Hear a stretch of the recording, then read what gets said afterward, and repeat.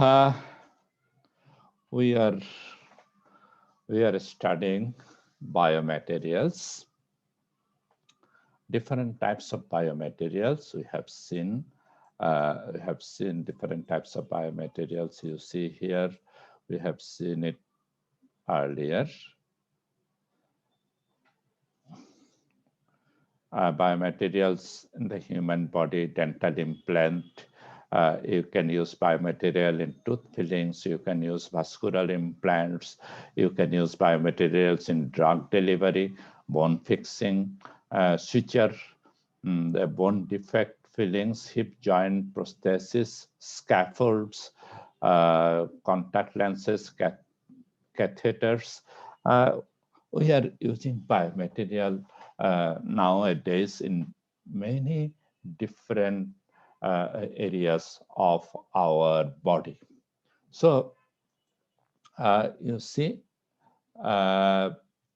these are the lenses. These are the lenses used in your eye, and these are the vascular grafts. This is grafted in your vein or in your artery. You see here, this is grafted. This kind of vascular graft is grafted here. This is your artery or vein. You can graft it here. This is vascular graft I have shown you, and these are the dental implants. This you can place it by this way, or you can implant the whole tooth. You can. These are the heart valves, and this is an artificial heart. Those heart is not working, then you have to place an artificial heart, and these are the valves of the heart. These are the valves of the heart. These are actually functional biomaterial. It will function. It will function. It will beat like heart. It will beat like heart. These are the functional biomaterials actually, and these are the artificial. This is artificial hip and artificial knee. If you have older person in your home, then you'll see that they have pains in their knee joints. They have many older persons have pains in their knee joints. So total knee replacement is a option for them. This is the artificial knee. It is also a functional biomaterial because it will move. It will move when you will bend your leg or you stress your leg. Then this material will move. So this is functional biomaterial. And these are the hip joints. These are the hip joints. Many times hip joints are broken. Then these are the hip joints. You see, a hip joint is placed in a man's body, in a person's body, in a patient's body. Actually, the original, you see, this is the original one. This is the original one, hip joint, and here it is broken. So they have placed a biomaterial here. And the next one is stanting. Stanting means placing ring in your vein when it is blocked. There is a block in your heart. Block in heart means block in the vein or artery of your heart, and these are the stents. Stents mean we call it ring. These are the stands of stainless steel, and these are the stands made of cobalt chromium, and these are the stands of platinum chromium. This is now third generation stands. It can stay in your body lifelong, platinum chromium alloy. So how can you place a stent? Actually, this ring is placed inside inside this ring. A balloon is placed, and the balloon is inflated so that the ring is inflated like that, and then the balloon is removed. So this is like stenting, and you see this is the calcium plaque that blocks the artery. These are the calcium plaque that blocks the artery. Actually, we call it cholesterol. This cholesterols, what happened? That blocks the artery, and blood cannot flow through the artery. So stenting is required. And now blood can flow through this stent, and no blocking block is removed actually. Now, some commonly used biomaterials in our body. It is silicon rubber for catheters tubing. Tubing means, sorry, not catheters, it is catheters. You have seen, everybody of you have seen the catheters used for artificial your urinal, used as artificial urinal, or tubing. Tubing means you have seen the Riles tube.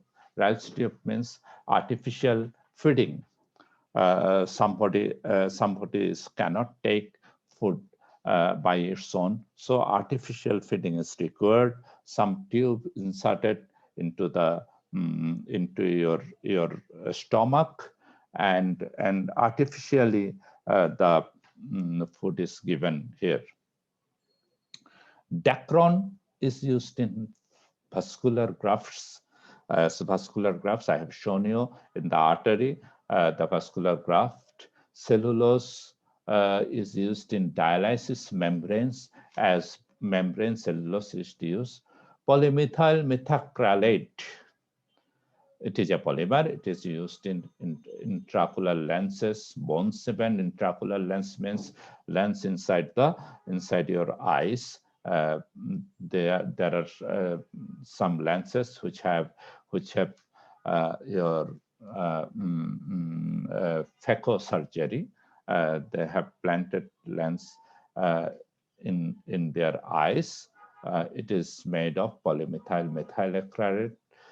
Polyurethane, it is catheters are made of polyurethanes. Pacemakers are also made of polyurethanes. Hydrogels. Hydrogels are materials that can accumulate water, and it is used in ophthalmological devices, means devices for eyes, that are ophthalmological devices. Stainless steel, titanium, alumina, hydroxyapatite, they all are used in orthopedic devices. Orthopedic means related to bone, and they are used in dental devices also. Dental devices means tooth. So stainless steel, titanium, alumina, they are used actually in to replace your bone. And hydroxyapatite, it is actually constituent of your bone, main constituent of your bone. Your bone is made of 60% hydroxyapatite. 60 to 60% of your bone is made of hydroxyapatite. Hydroxyapatite is actually calcium phosphate hydroxide. If I think the structure of it is calcium 10, phosphate 6, and OH2, I think, and this type of structure. This is calcium phosphate. So your bone is mainly made of calcium and mainly made of hydroxyapatite. And this hydroxyapatite can be prepared outside, can be prepared in the laboratory. So it is a very useful thing. It is very useful thing in preparing a bone. And collagen, what is collagen? Collagen is one kind of protein. It is used in ophthalmologic applications and wound dressing. Now,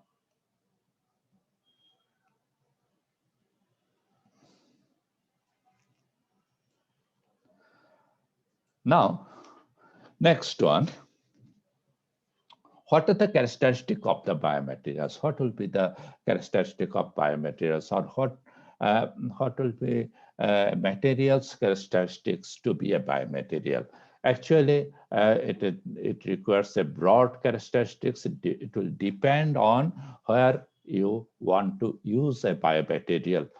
And it should be a hard material if you use it in place of bone. If you want to use the biomaterial in place of bone, so it should be a hard material. But if you use a biomaterial in your vein, for example, then it should be flexible. It should not be hard. In your vein or in your artery, then it should be flexible. And the chemical characteristics is it must not react with any tissue and body, you know it, and must be non-toxic to the body. It must be non-toxic to the body. It cannot show toxicity in your body. Now, now the classification of biomaterials. It is a broad classification. Biomaterials may be classified as natural biomaterial, or it may be synthetic biomaterial. Natural biomaterial means that biomaterials that are found naturally, which are naturally available. Such that the biomaterials that are naturally available is protein.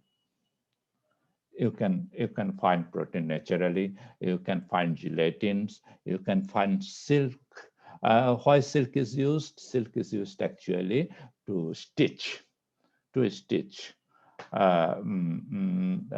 Fibrins, cellulose, chitin, chitosan. These are the natural biomaterials which you can get from the nature. But there are many biomaterials which are produced in the laboratory or in industry by human efforts. They are called synthetic biomaterials. Maximum biomaterials are produced in the laboratory by knowing the necessity of human body. So these are called synthetic biomaterials. Now, what are synthetic biomaterials? You know, all type of materials are synthetic biomaterials, say polymer, ceramics, metals, and composites also. Synthetic biomaterials means all types of materials, polymers, ceramics, metals. We will see the synthetic biomaterial. These are the metals. Not much metal is used. Not much metal, much type of metal is used as biomaterials. Only titanium-based alloys, cobalt or chromium-based alloys, and stainless steel is used as biomaterials. Now, titanium-based alloys, you can use pure, commercially pure titanium. CP titanium is commercially pure titanium. You can use titanium, aluminum, vanadium. It is an amalgam, titanium, aluminum, niobium, titanium, niobium, zirconium, titanium, molybdenum, zirconium, iron. These are the titanium-based alloys. So what is the advantage of this type of materials? They are highly biocompatible. Biocompatibility means it is our body is compatible with this type of materials. Our body will not react when you insert this type of material in a patient's body. And it has excellent corrosion resistance. It will not corrode inside our body. If it will corrode, then it will break down, and it has low density. It is not too much heavy. It will not too much heavy. So some disadvantages also. There are some toxic effects of aluminum and vanadium after long term, and the applications in the bone and joint replacement. The main applications of them are bone and joint replacement and dental implants. And there are cobalt chromium alloys, you see, cobalt chromium molybdenum, cobalt nickel chromium molybdenum. They also very good. They also have good biocompatibility, but some allergic reaction happens if you place nickel chromium cobalt for some patients. It also used in the bone and joint replacement. And stainless steel, it is widely used. 365L stainless steel. This is a kind of stainless steel. It is widely used as your bone replacement, and it is used in stents also, first generation stent. But in some cases, there is some allergic reactions also. Other biomaterials as metals are nickel, titanium, platinum, iridium, mercury, silver, tin. They all are used. Actually, these are not very common. The common biomaterials used as the common metals used as biomaterials are those three. Now, ceramics, bioceramics, the ceramics that can be used in our body as used as bioceramics. They are of three types. One is bio-inert ceramics. Bio-inert ceramic means they will be inert in our body. But there are some ceramics, they are active. They are active in our body. They will work, they will do work in our body. They are bioactive ceramics. And some ceramics are bioresorbable. Bioresorbable means they will degrade in our body. So bio-inert ceramics are carbon, alumina, zirconia, and others. If you place this type of bio-inert ceramic, if you insert this bio-inert ceramic, they will stay as it is. They will inert. They will not react with anybody or will not do anything.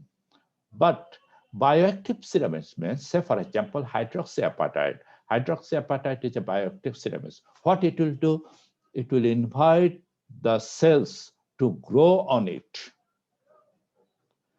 It will invite the cells to grow on it. If you use hydroxyapatite here, then it will invite the cells to grow on it. So a material made of hydroxyapatite cells will grow on that hydroxyapatite.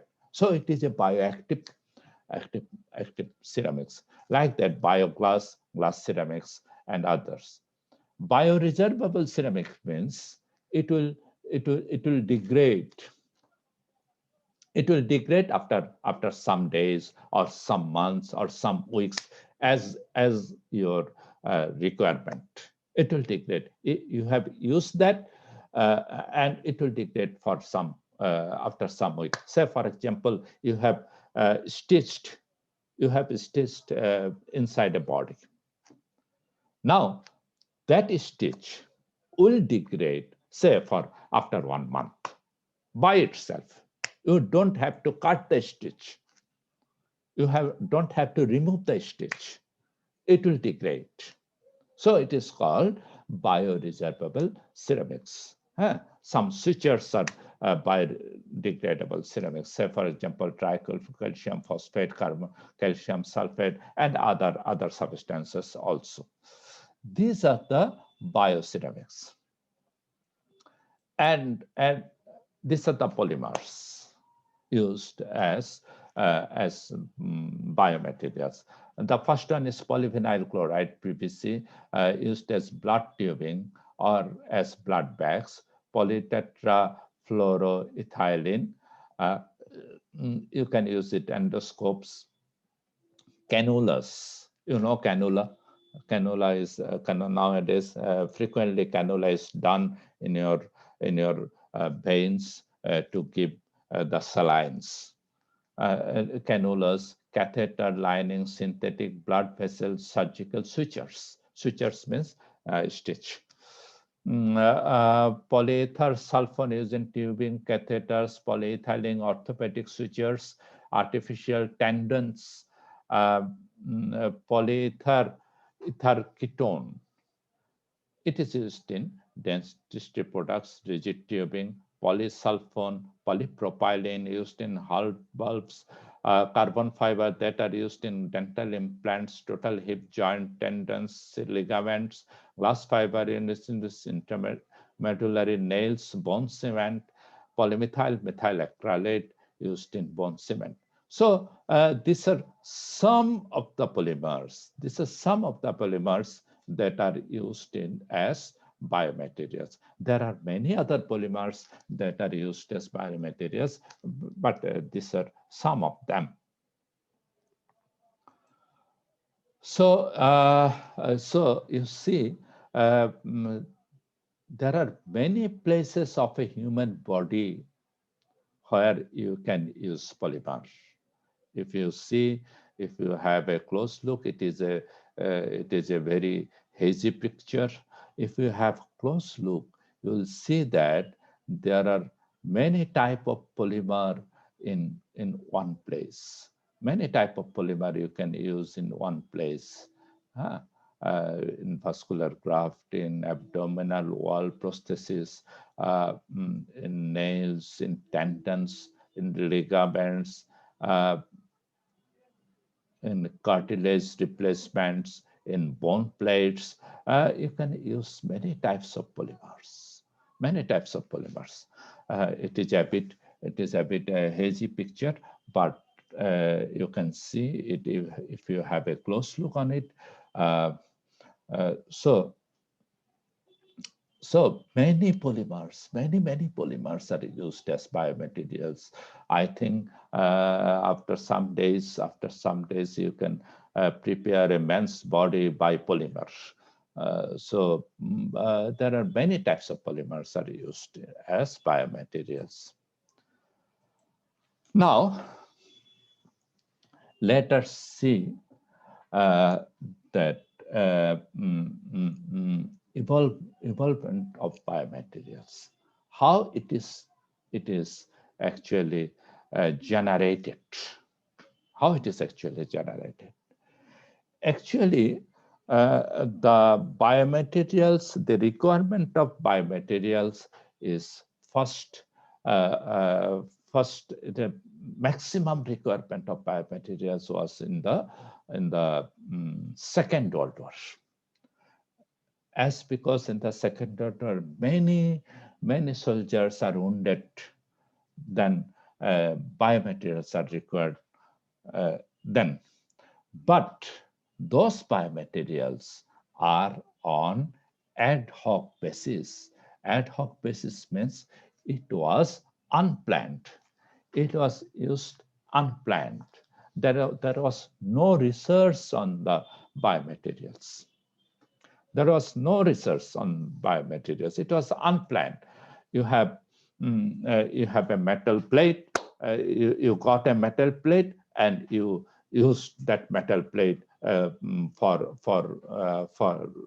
bone replacement or bone joint. But there is no research. There is no research. Either it will be toxic for you, or what it will do afterwards. There is no research. That is an ad hoc implants. That was first generation implants actually, first generation biomaterials, or some biomaterials that are for cosmetics. Say, for example, you have lost your tooth.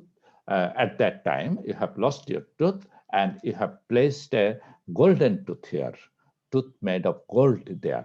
So why gold? Why gold? Because the gold is a precious metal, and you will be. This is more of cosmetics. Huh? Some still implants also there, first in the first time, and some glasses also used first time. But all of these are of ad hoc basis. Just you find a material. Oh, it is suitable for this eye, and you used in eye, but there was no research.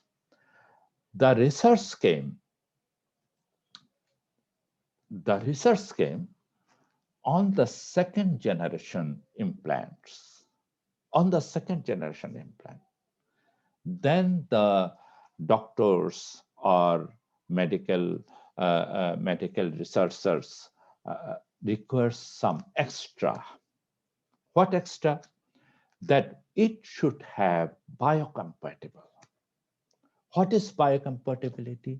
Biocompatibility means our body will mm, mm, mm, what you called, uh, our body will take it as itself.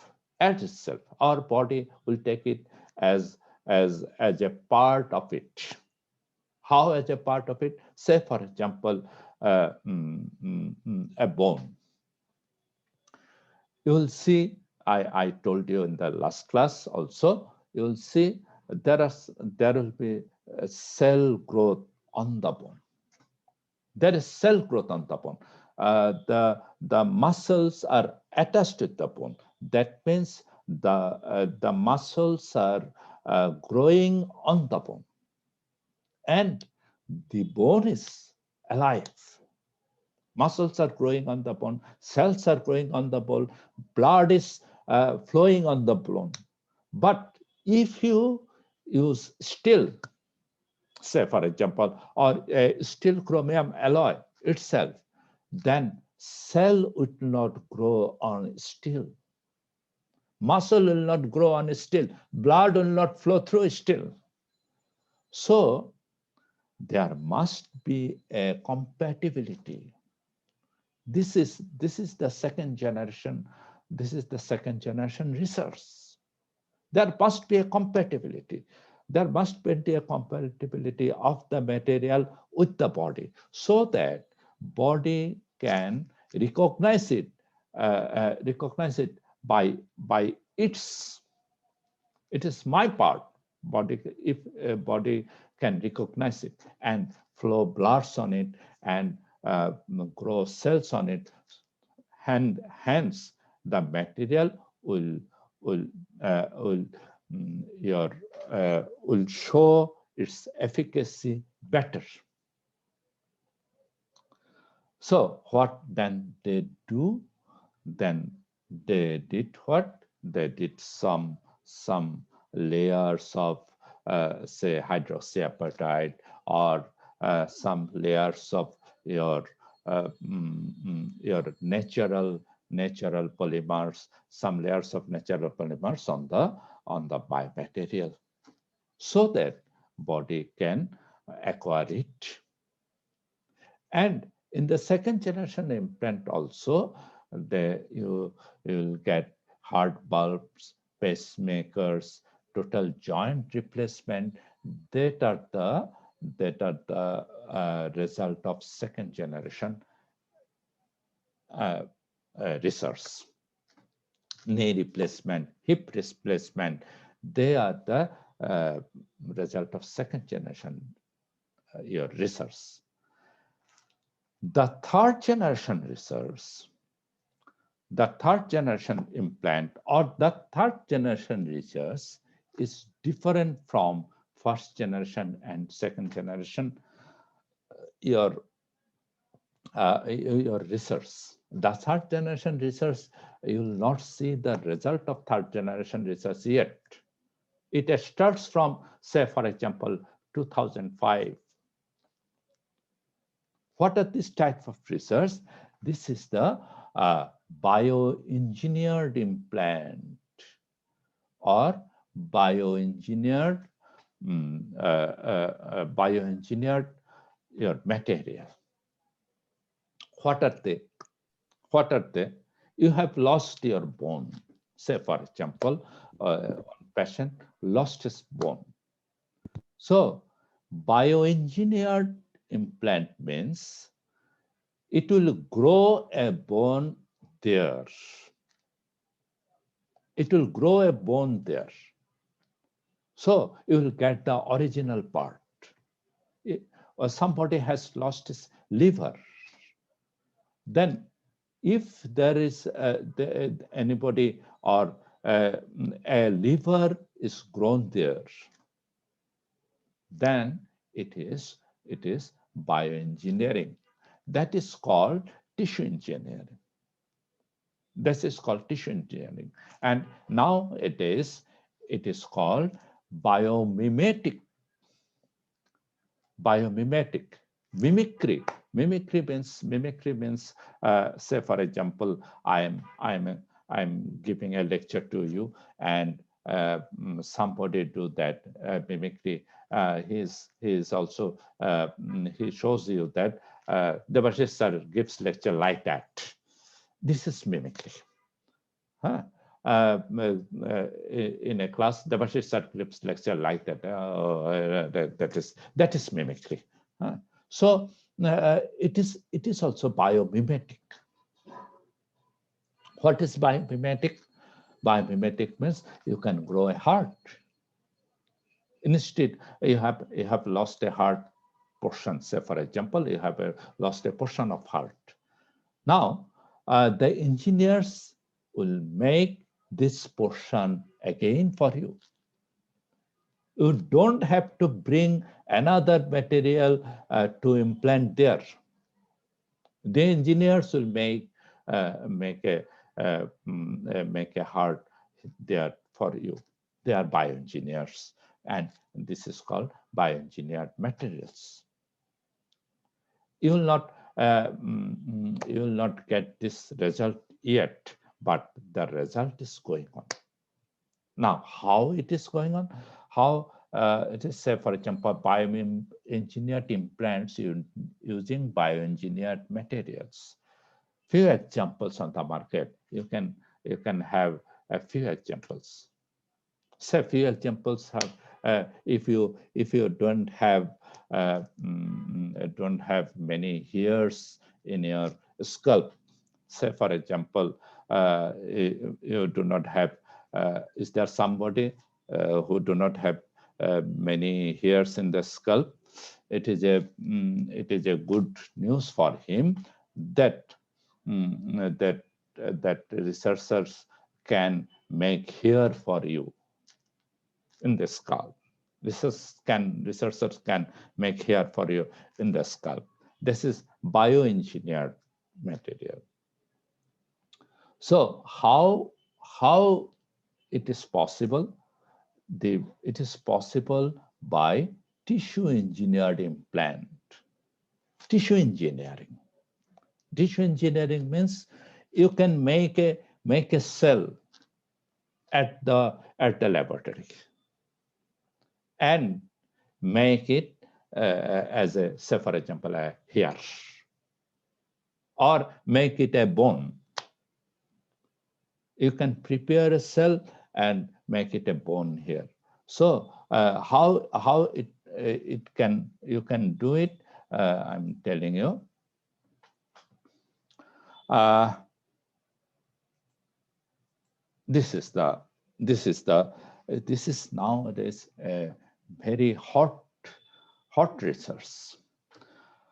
So what you have to do, you have to take a stem cell. What is a stem cell? Stem cell means which can differentiate. What is the differentiation? Differentiation means it can produce, say, we have in our body, we have different types of cells. Say, for example, our hair is one kind of cell, our skin is another kind of cell, our bones are another kind of cell, our heart is different, made of another kind of cell, our liver is made of another kind of cell. So there are different kind of cells. So how initially it was made? Initially, say for example, in the embryo inside our mother's uterus, an embryo, how it was made? It was initially only one cell. How it forms different types of cells.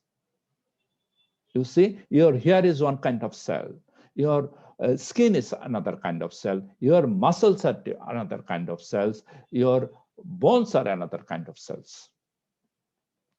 So how it formed? From one cell.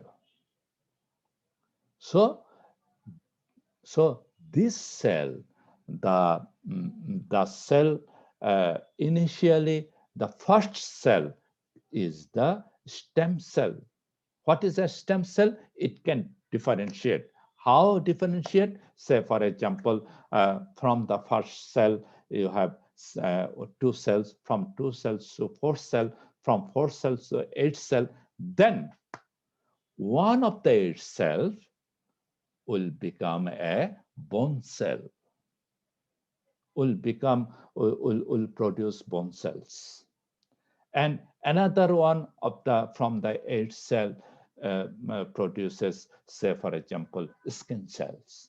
Another produces, say for example, heart cells. So this type of cells that can differentiate, that means that can produce, this is one type of cell, but from this cell another cell is grown, another cell has grown, it can form bone. Another cell is grown, it can form, say for example, heart cell. That is differentiation of cell. That is the differentiation of cell. So stem cells is the cell that can differentiate. That means that can make different types of cells. So scientists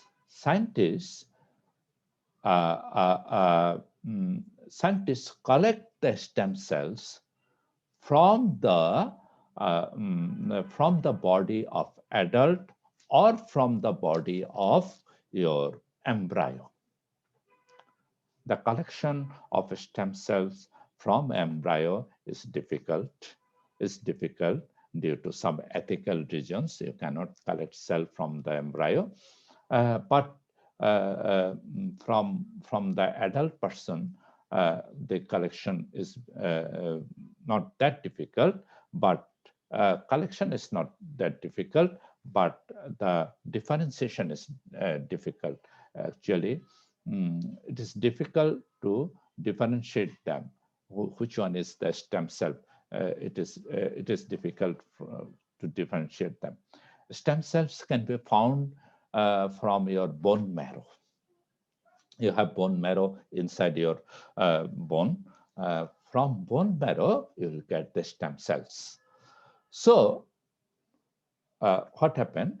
This is the this is a stem cell. This is a stem cell which can differentiate.